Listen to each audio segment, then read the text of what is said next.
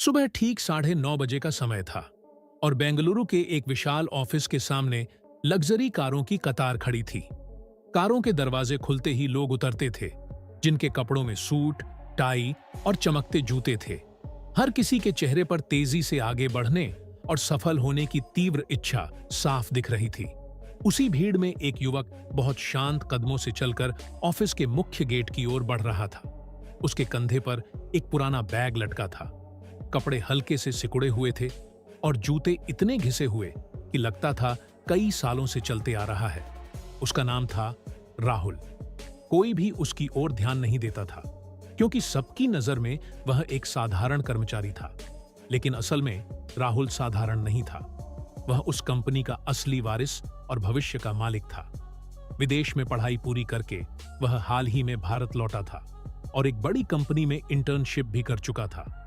लेकिन उसने अपनी पहचान छिपाने का फैसला किया ताकि यह जान सके कि अगर उसे कंपनी की जिम्मेदारी लेनी है तो सबसे पहले उसकी टीम कैसी है, कौन ईमानदार है, कौन चापलूसी करता है और कौन अपने पद के अहंकार में मानवता भूल गया है। इसी उद्देश्य से उसने एक साफ सफाई कर्मचारी का भेष धारण किया। हाथ में झाड़ू लेकर कमर झुकाए वह ऑफिस के अंदर प्रवेश कर गया। गेट पार करते ही उसे तेज कदमों की आवाज सुनाई दी। एक महिला हाई हील्स पहने उसकी ओर तेजी से बढ़ रही थी। उसका नाम था प्रीति और वह कंपनी की असिस्टेंट मैनेजर थी। वह कठोर स्वभाव वाली और अपने अधीनस्थ कर्मचारियों पर सख्ती करने के लिए जानी जाती थी। राहुल को देखते ही प्रीति की आंखें सिकुड़ गईं। उसने ऊपर से नीचे तक उसे नजरों से परखा और कठोर स्वर में बोली, "यहां क्यों खड़े हो? अभी सब साफ करो। ये तुम्हारा खड़ा रहने की जगह नहीं है।" राहुल ने सिर झुका लिया और एक पल के लिए उसके सीने में हल्का दर्द महसूस हुआ, लेकिन उसने चेहरे पर शांति बनाए रखी। वह चुपचाप झाड़ू उठाकर एक कोने में हट गया। यह अपमान सहना उसके लिए आसान नहीं था, लेकिन वह जानता था कि उसका असली मकसद कुछ और है। यह कोई खेल नहीं, बल्कि एक बड़ा इम्तिहान था जिसमें सफल होना उसके लिए जरूरी था। जाने से पहले प्रीति ने व्यंग्य से कहा, "हाँ, यहां पुराने साफ सफाई कर्मचारी की तरह आलसी मत दिखना, नहीं तो ज्यादा दिन टिक नहीं पाओगे।"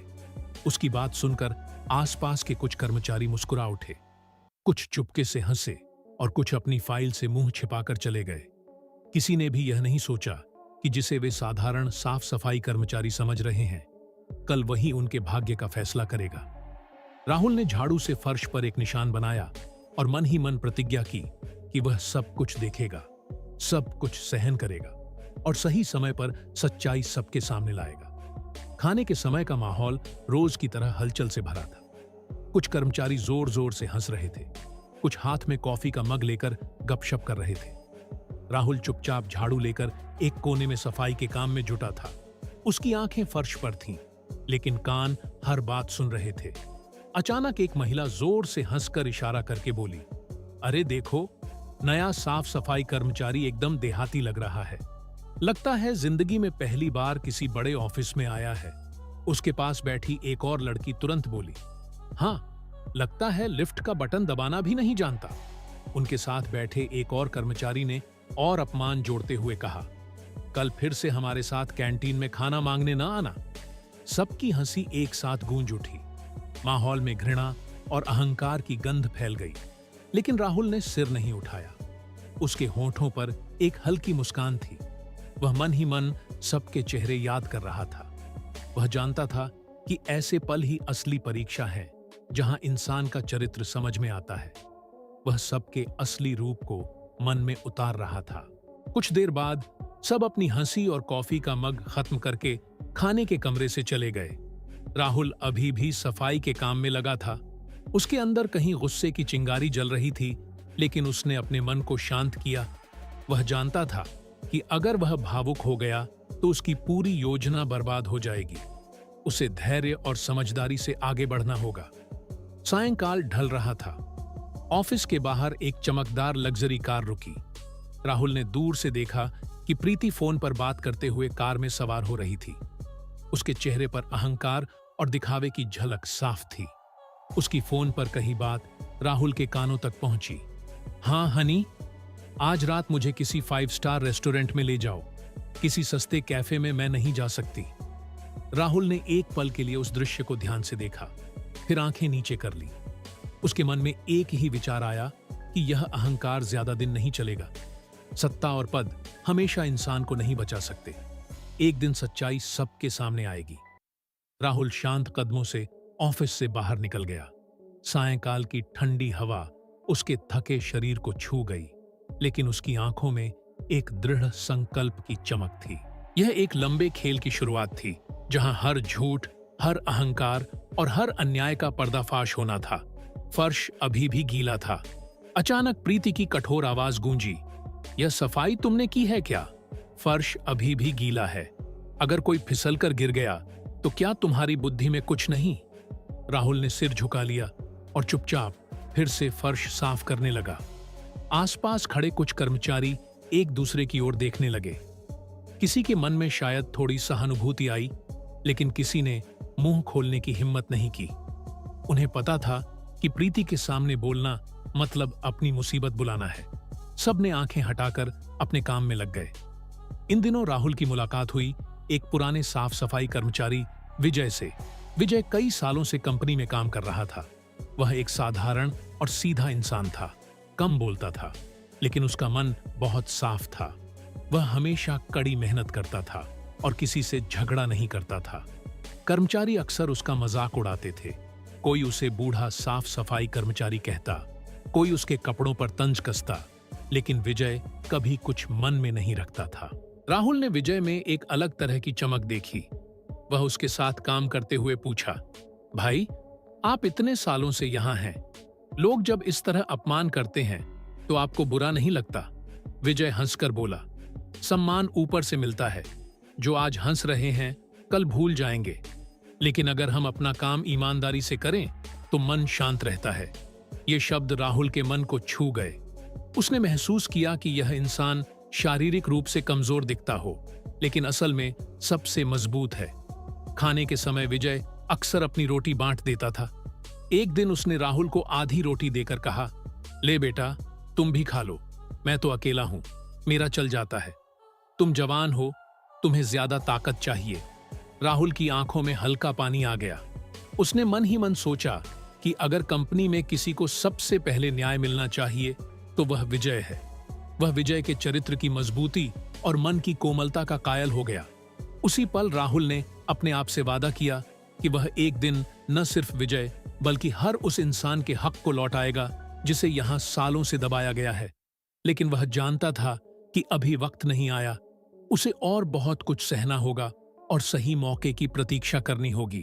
दिन बीतते गए और राहुल ऑफिस के हर कोने में होने वाली घटनाओं को बारीकी से देखने लगा। एक दिन दोपहर को खबर आई कि कंपनी के कोऑपरेटिव सोसाइटी के कमरे से कुछ पैसे चोरी हो गए हैं। खबर फैलते ही ऑफिस में हड़कंप मच गया। सभी अपनी डेस्क छोड़कर उठ गए और चर्चा करने लगे। कोई कहता था शायद कागजों में गलती हो गई, कोई कहता था यह जरूर किसी अंदरूनी कर्मचारी का काम है। अभी शोर शराबा चल रहा था कि तभी प्रीति तेज कदमों से हॉल में दाखिल हुई। उसके हाथ में कुछ कागज थे और चेहरे पर गुस्से की लाली थी। उसने सबके सामने जोर से कहा, मुझे पता है पैसे किसने चुराए। ये काम किसी और का नहीं बल्कि विजय का है। विजय, जो उस वक्त पानी का गैलन लेकर कमरे में आया था, हैरानी से प्रीति की ओर देखा। उसकी आवाज कांप उठी, मैडम, मैंने कुछ नहीं किया, मैं तो सिर्फ पानी रखने आया था, पैसे के बॉक्स को हाथ भी नहीं लगाया। लेकिन प्रीति ने उसकी बात नहीं सुनी और सबके सामने उसे कठोर भाषा में फटकार लगाई। बोली, बंद करो, तुम जैसे लोग ही कंपनी की बदनामी का कारण बनते हो, तुम्हें तो यहां से निकाल देना चाहिए। आसपास खड़े कर्मचारी चुप थे। किसी ने हिम्मत नहीं की कि विजय के पक्ष में एक शब्द बोले। सब जानते थे कि प्रीति का बड़े अधिकारियों से अच्छा रिश्ता है और उसके साथ उलझना मतलब अपनी नौकरी को खतरे में डालना है। मानव संसाधन विभाग HR को तुरंत सूचित किया गया और उन्होंने विजय को सख्त चेतावनी दी। विजय का चेहरा फीका पड़ गया। वह चुपचाप सिर झुकाए कमरे से बाहर चला गया। राहुल ने दूर से यह दृश्य देखा। उसका मन टूट गया। वह जानता था कि विजय निर्दोष है, लेकिन सबने सिर्फ आंखें फेर लीं। रात को जब ऑफिस खाली हो गया राहुल चुपचाप सिक्योरिटी रूम में गया। वहां कंप्यूटर पर जाकर उसने कमरे के कैमरे की रिकॉर्डिंग खोली। स्क्रीन पर साफ दिखा कि विजय कमरे में आया, गैलन रखा और तुरंत चला गया। उसने पैसे के बॉक्स को छुआ तक नहीं। यह देखकर राहुल ने राहत की सांस ली, लेकिन साथ ही उसके मन में गुस्से की आग भड़क उठी। उसने तुरंत वीडियो को कॉपी करके अपने पास रख लिया और खुद से कहा, वक्त बदल रहा है, यह अन्याय ज्यादा दिन नहीं चलेगा। यह रात राहुल के लिए बहुत महत्वपूर्ण थी। उसने तय किया कि वह अब सिर्फ दर्शक नहीं बनेगा, बल्कि बहुत जल्द इस व्यवस्था को तोड़ देगा। अगले दिन सुबह ऑफिस में एक अलग तरह की शांति थी। सब जानते थे कि कुछ बड़ा होने वाला है। ठीक उसी समय ऑफिस के मुख्य गेट पर एक काली लग्जरी कार आकर रुकी। कार से एक स्मार्ट युवक उतरा। उसके कपड़ों में चमकता सूट था, आंखों पर स्टाइलिश सनग्लास और चेहरे पर एक अनोखी दृढ़ता थी। सब हैरान होकर देखने लगे, क्योंकि यह युवक कोई और नहीं बल्कि राहुल था। लेकिन अब वह अपने असली रूप में था। ऑफिस के गेट पर खड़े गार्ड और अन्य कर्मचारी हैरानी से देखते रह गए। उनकी आंखें चौड़ी हो गईं, क्योंकि यह वही युवक था जिसे वे कुछ दिन पहले साधारण साफ सफाई कर्मचारी समझ रहे थे। राहुल शांत कदमों से अंदर गया।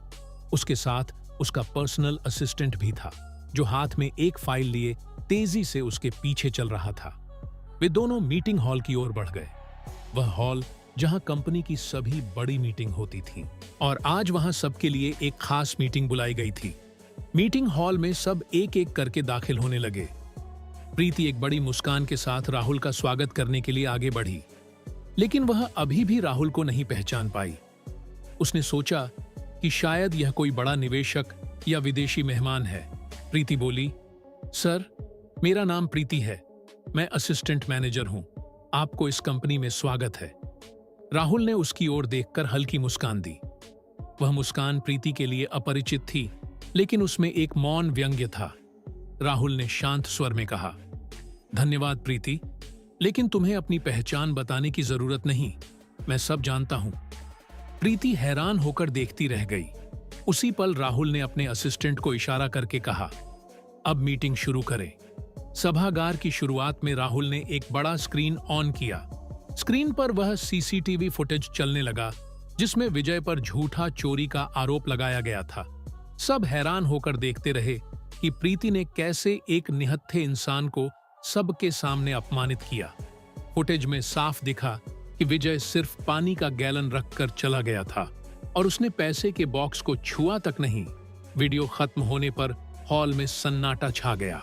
राहुल ने गंभीर स्वर में सबको संबोधित किया, पिछले कुछ दिनों से मैं यहां था, सिर्फ एक साधारण इंसान के रूप में नहीं, बल्कि इस संस्थान के भविष्य के रूप में मैं देखना चाहता था कि मेरी इस फैमिली में कौन ईमानदार है और कौन सिर्फ सत्ता के पीछे भाग रहा है। मैंने देखा कि यहाँ कुछ लोग अपने अहंकार और झूठे घमंड की वजह से दूसरों को कितना नीचा दिखा सकते हैं। देखा कि कैसे एक ईमानदार और मेहनती इंसान पर आरोप लगाया गया। प्रीति का चेहरा सफेद पड़ गया। वह डर से कांप रही थी। वह राहुल की ओर देखकर कुछ नहीं बोल पाई। राहुल ने फिर विजय को बुलाया। विजय अभी भी डरते डरते सभागार में आया। उसके पुराने कपड़े और चेहरे पर वही पुराना डर था। राहुल मुस्कुराते हुए उसके पास गया और बोला, भाई विजय, आज से आप इस कंपनी के लॉजिस्टिक कोऑर्डिनेटर हैं। यह आपकी ईमानदारी और मेहनत का इनाम है। आप एक सच्चे इंसान हैं। मैं आपको सम्मान देता हूं। विजय की आंखों में आंसू आ गए। उसके चेहरे पर खुशी और कृतज्ञता का भाव था। उसने राहुल को धन्यवाद दिया और चुपचाप रोने लगा। इसके बाद राहुल ने सबकी ओर देखकर कहा, जिनमें मानवता और ईमानदारी की कमी है, उनके लिए इस कंपनी में कोई जगह नहीं होगी। इसके परिणाम स्वरूप प्रीति को कंपनी से निकाल दिया गया। राहुल ने बाद में प्रीति से निजी तौर पर मिलकर कहा, जिंदगी यहीं खत्म नहीं होती, तुम्हें अभी भी बदलने का मौका है। अहंकार अस्थायी सम्मान देता है, लेकिन आखिर में सब कुछ छीन लेता है। फिर एक कार्ड देकर बोला, हमारे पास एक ट्रेनिंग प्रोग्राम है, अगर चाहो तो उसमें शामिल हो सकती हो, वहां से नई शुरुआत कर सकती हो। प्रीति तब समझ गई कि उसने क्या गलती की। उसकी आंखों में आंसू आ गए। उसने सिर झुकाकर राहुल को धन्यवाद दिया और चली गई। अगले दिन से सब कुछ बदल गया। कर्मचारी कंधे से कंधा मिलाकर काम करने लगे। उन्होंने समझ लिया कि इंसान की असली पहचान उसके पद, पैसे या कपड़ों से नहीं, बल्कि उसके चरित्र और मानवता से होती है। कभी किसी को छोटा मत समझो, क्योंकि कौन जाने किसके पास क्या छिपी प्रतिभा या पहचान है। अगर कहानी पसंद आई हो तो हमारे चैनल को सब्सक्राइब करना न भूलें। अगले वीडियो में मिलते हैं।